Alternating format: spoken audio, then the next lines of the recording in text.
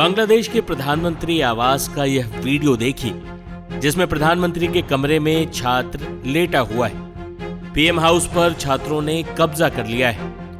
कुछ घंटे पहले तक प्रधानमंत्री रही शेख हसीना देश छोड़कर भाग चुकी हैं। लाखों की संख्या में प्रदर्शनकारी ढाका की सड़कों पर हैं। शेख हसीना की तस्वीरों पर स्याही फेंकी गई। शेख मुजीबुर रहमान, जिन्हें फादर ऑफ बांग्लादेश कहा जाता है, उनकी मूर्ति तोड़ दी गई। प्रदर्शनकारियों ने एक तरह से ढाका शहर पर कब्जा कर लिया है। लेकिन सवाल यह है कि विरोध प्रदर्शन कर रहे ये लोग हैं कौन? छात्रों के आंदोलन के तौर पर जब विरोध प्रदर्शन शुरू हुआ, तब बांग्लादेश ट्रिब्यून अखबार ने लिखा, यह गरीबों का कोई जमीनी आंदोलन नहीं है। ये यूनिवर्सिटियों के छात्र हैं जो अधिकांश उच्च मध्यम वर्ग से ताल्लुक रखते हैं।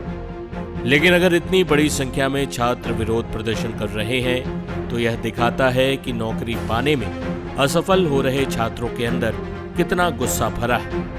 ये छात्र बेशक बेहद गरीब न हो, लेकिन उन्हें भी अच्छी और स्थायी नौकरी चाहिए। बांग्लादेश में हिंसक प्रदर्शन की जड़ आरक्षण है। दरअसल यहाँ सरकारी नौकरियों में 56% आरक्षण लागू था, जिसमें 30% आरक्षण अकेले 1971 के मुक्ति संग्राम में भाग लेने वाले स्वतंत्रता सेनानियों के बच्चों को मिलता था। इसके अलावा 10% आरक्षण सामाजिक आर्थिक तौर पर पिछड़े जिलों के लिए, 10% महिलाओं के लिए, जबकि 5% आरक्षण जातिगत अल्पसंख्यक समूहों के लिए था।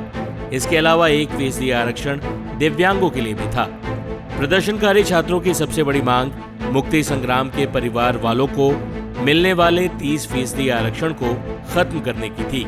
उनका तर्क था कि इससे मेरिट वाले नौजवानों को नौकरी नहीं मिल रही, जबकि अयोग्य लोगों को सरकारी नौकरी में भरा जा रहा है। ढाका यूनिवर्सिटी के छात्रों ने इस विरोध प्रदर्शन की शुरुआत की, लेकिन देखते ही देखते तमाम यूनिवर्सिटियों के छात्र इसमें जुड़ गए।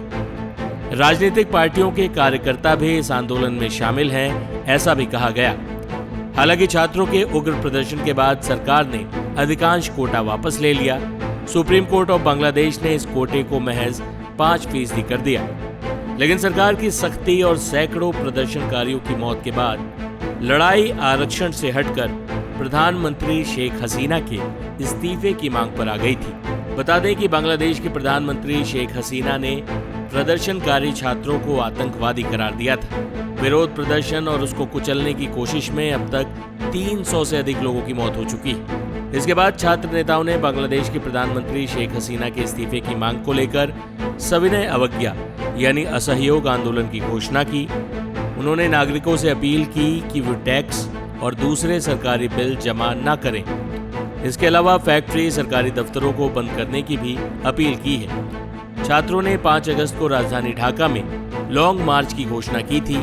हालांकि सरकार ने ढाका में कर्फ्यू लगा दिया और 6 अगस्त तक छुट्टियां घोषित कर दी, लेकिन उससे पहले 5 अगस्त को ही छात्रों ने प्रधानमंत्री आवास पर कब्जा कर लिया। 1 महीने से भी कम वक्त में बांग्लादेश में विरोध प्रदर्शन कर रहे छात्रों ने प्रधानमंत्री को देश छोड़ भागने पर मजबूर कर दिया है। पिछले महीने जब छात्रों का आंदोलन जोर पकड़ने लगा, तो 4 जुलाई को नेशनल सिक्योरिटी काउंसिल की बैठक में शेख हसीना ने प्रदर्शनकारियों से कड़ाई से निपटने का निर्देश दिया था।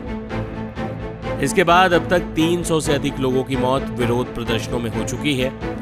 लेकिन इस हिंसा से हालात और खराब हुए और 5 अगस्त तक तो मामला इतना बिगड़ गया कि शेख हसीना को देश ही छोड़ना पड़ा।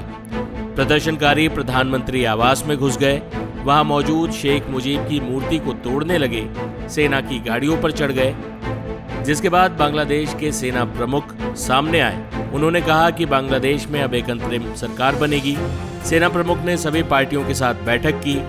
बांग्लादेश के सेना प्रमुख ने कहा कि राजनीतिक दलों के नेताओं के साथ उनकी बैठक में आवामी लीग यानी शेख हसीना की पार्टी से कोई नहीं था। हालांकि इस बैठक में जमात और बांग्लादेश नेशनलिस्ट पार्टी के प्रतिनिधि शामिल थे। बांग्लादेश के सेना प्रमुख ने कहा कि उन्हें उम्मीद है कि उनकी घोषणा के बाद स्थिति में सुधार होगा। उन्होंने सैनिकों को छात्रों पर गोलीबारी न करने के निर्देश दिए। उन्होंने कहा कि स्थिति में सुधार होने पर कर्फ्यू और अन्य प्रतिबंधों की कोई आवश्यकता नहीं होगी। इस बीच शेख हसीना भारत पहुंच चुकी हैं। उनके अगले कदम पर पूरी दुनिया की नजर टिकी हुई।